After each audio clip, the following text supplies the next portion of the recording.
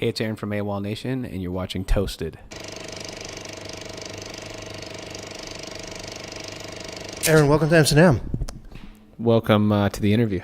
How have you been? I've been pretty good. Tour's going great, and we're just happy to be here. Hey, new album out. Here Come the Runts. 2nd of February 2018, the third studio album. Here Come the Runts, opener. First thing I wrote down, it made me think of the Young Gods, Kissing the Sun. Do you know that track? No.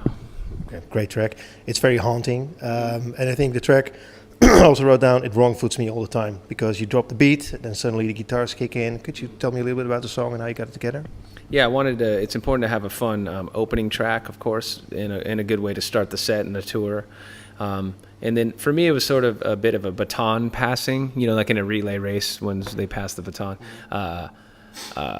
from the last record with more of a synth sound, but still with some live drums. And then the synthesizer's baton is passed to the guitar. And then the rest of the record is much more guitar driven. So it's sort of my way of saying, hey, everybody, remember me? This is kind of where we were coming from before, but we're going to take you into a whole new world on this next one. Very much Metallica riff, Kill 'Em All speed riff. It's like an Iron Maiden gallop, but yeah, definitely earlier Metallica for sure. But I mean, we all love metal, I think, and people who don't probably do more than they realize. They just haven't discovered it yet or don't know where it came from. I mean, even with electronic music, like someone like Aoki or the French group Justice, and everything in between. I feel like we're the good beats, the good riffs, the good synth riffs. I feel like all of us, we were all influenced by metal and hardcore music and hip hop and grooves, and it's all coming from the same intention of moving people and using some element of power of low end, whether it's a bass synth or a bass guitar or an octave guitar or an incredible drum sound, and we just want to make people move one way or another. Spotted this picture of you, I think on Instagram, where you were wearing this And Justice for All t-shirt with the caption saying largely underrated record. And I remember when that record came out actually, and it got totally killed because of the production. What do you think of it? Well, I was so young that I didn't read reviews yet. I just heard it, and I heard One, the song, of course, had that double bass at the end, and I just thought I gotta try to learn how to play that on drums, and I tried and I failed. Of course, I did okay, and Lara's even as great as a drummer as he is, he's struggled. There's some famous performances where he kind of botched that, but I love his drumming.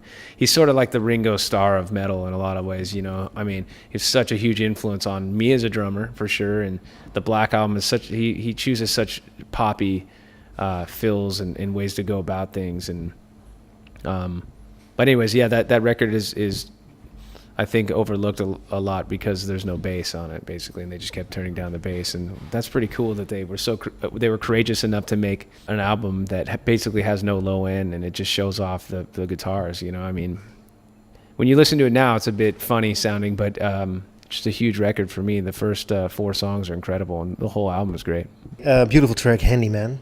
Could you tell me a little bit about it?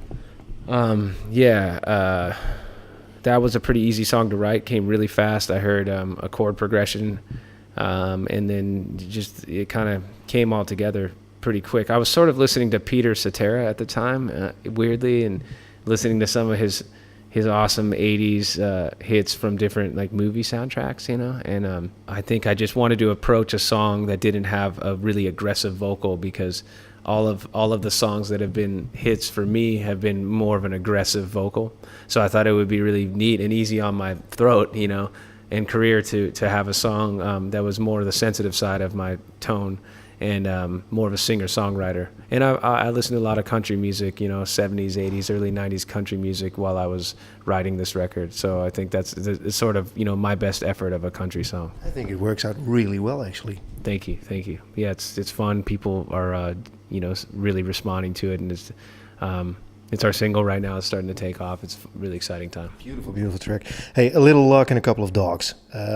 All my friends have children. I have a couple of dogs. Also, I think a great track. That song was just supposed to be a simple palate cleanser for the record, like an intermission in a long film. No way. So it's just simply a way for people to just take a deep breath and go, okay, now what's next? You know, because sometimes when you just bludgeon people over the head with all these brutal tracks, it gets a little bit much. So I wanted a way to turn the page into the second half of the record. It grew into a full track. Yeah, it's a full track, but it's only 30 seconds long, I think. So, you know, thanks. Yeah, it's fun. And, you know, I really miss, you know, it's my way of stopping and smelling the roses, so to speak, in life. A buffoon appears twice on your record. Why that? Jealous Buffoon and The Buffoon, which is an instrumental. Well, you know, we become buffoonish when we let jealousy get the best of us, right? And it's definitely a bad thing, I think, for us. And is it about you, actually? It's all about me, man. You know, it's all written for me. But it's my way of saying that when jealousy gets the best of me, it's not good. You know, and then the buffoon appears later on in the record as another obstacle for these runts to get around. You know, and they do a good job of escaping eventually. I love the artwork. Who did the artwork actually? And is it already your idea as well? Yeah, the whole thing was my idea, but I teamed up with this artist by the name of Sean W. Spellman on Instagram, but his name's Sean Spellman, up-and-coming artist, really talented, and he does these sort of one-line drawings of different art and different shapes, and it feels very true to my surroundings and how this record had a more organic approach. So I wanted him to recreate, you know, the AWOLNATION look and the font and the writing, because the record didn't seem to match the previous artwork. And I always like when bands have evolve and change a little bit, because some people like that one logo more than the next and stuff, and it's fun to sort of collect the different art as it goes along instead of having the same thing always. So that quilt that you have in the background is actually made, and you still have it somewhere? Is it in your room? Or? Yeah, I have it underneath. I don't want to say where it is so someone doesn't try to steal it, you know. But I have it. There's two of them actually, because we weren't sure which one we were going to use. So there's this beautiful quote of you and a picture with you with Rick Rubin. Says, "I never thought that one day I'd play my own creations for the man behind the music. That was the soundtrack to most of my life." That made me think. What do you think is the best Rick Rubin production as far as you're concerned? It's hard to say, because different times have changed. You know, in a lot of ways, I would almost say, kind of as a purist, I guess, I would say maybe the Johnny Cash covers album, because it's just so raw and perfect and pure. So that would be my answer, but I can't. I mean, the System of a Down records he did were astonishingly heavy and dry, and so it really cut through. So that was incredible.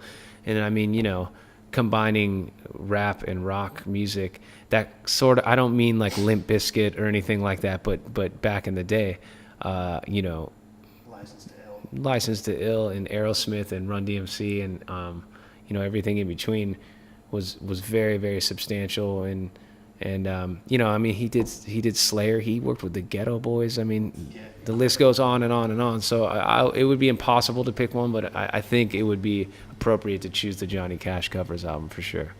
There's a lot, and actually this album pops up almost for everyone. Everyone thinks this album is the best. Hey, and there's another question I want to ask you, because you're a metal fan as well. You mentioned Slayer. South of Heaven, which is also a Rick Rubin production, got a lot of slack actually when it got released. I think it's a brilliant record. What do you think of it? Well, I think that the best records get heat like that, you know.